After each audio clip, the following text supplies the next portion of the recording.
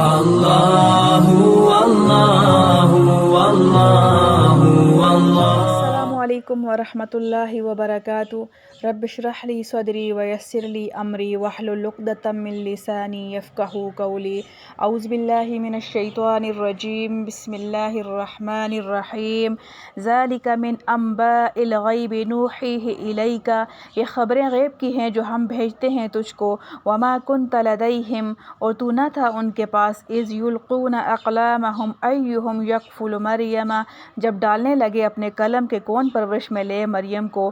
وما کنت لدیہم اذ یختصمون، اور تو نہ تھا ان کے پاس جب وہ جھگڑتے تھے. خلاصہ تفسیر: یہ قصے جو اوپر مذکور ہوئے جناب رسول اللہ صلی اللہ علیہ وسلم کے اعتبار سے بوجہ اس کے کہ آپ کے پاس کوئی ذریعہ ظاہری ان کے معلوم کرنے کا نہ تھا، من جملہ غیب کی خبروں کے ہیں جن کی وحی بھیجتے ہیں ہم آپ صلی اللہ علیہ وسلم کے پاس. اس کے ذریعے سے آپ یہ خبریں معلوم کر کے اوروں کو بتلاتے ہیں. اور ظاہر ہے کہ جو لوگ حضرت مریم علیہ السلام کی رکھنے میں اختلاف کر رہے تھے، جس کا فیصلہ اخیر میں قرآن پر قرار پایا تھا، آپ ان لوگوں کے پاس تو نہ اس وقت موجود تھے جب کہ وہ قرآن کے طور پر اپنے اپنے قلموں کو پانی میں ڈالتے تھے، اور صورت قرآن نکلنے کی یہ قرار پائی تھی کہ جس کا قلم پانی کی حرکت کے خلاف الٹا بہہ جائے وہ مستحق سمجھا جائے. سو قرآن سے غرض اس امر کا طے کرنا تھا کہ ان سب میں کون حضرت مریم علیہ السلام کی کفالت پرورش کرے. بس آپ نہ تو اس وقت موجود تھے اور نہ آپ ان کے پاس اس وقت موجود تھے جب کہ وہ لوگ قبل قرآن اس مقدمہ میں باہم اختلاف کر رہے تھے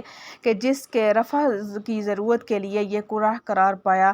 اور ان خبروں کے دریافت ہونے کے لیے دوسرے وسائط کا نہ ہونا بھی یقیناً معلوم ہے.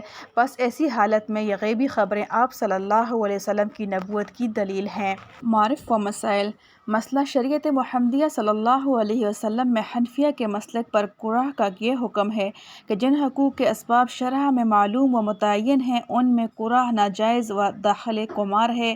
مثلاً شیء مشترک میں جس کا نام نکل آئے وہ سب لے لے، یا جس بچے کے نسب میں اختلاف ہو اس میں جس کا نام نکل آئے وہی باپ سمجھا جائے. اور جن حقوق کے اسباب رائے کے سپرد ہوں ان میں قرآن جائز ہے. مثلاً مشترک مکان کی تقسیم میں قرآن سے زید کو شرقی حصہ دے دینا اور عمرو کو غربی حصہ دے دینا. یہ اس لیے جائز ہے کہ بلا قرآن بھی ایسا کرنا اتفاق شریکین سے یا قضائے قاضی سے جائز تھا. بیان القرآن: یا یوں کہیے کہ جہاں سب شریکوں کے حقوق مساویہ نہ ہوں وہاں کوئی ایک جہت ایک شخص کے لیے متعین کرنے کے واسطے قرآن اندازی جائز ہے. الحمدللہ حمدا کثیرا طیبا مبارکا فیہ کما یحب ربنا ویرضی. ربنا ظلمنا انفسنا وان لم تغفر لنا وترحمنا لنکونن من الخاسرین.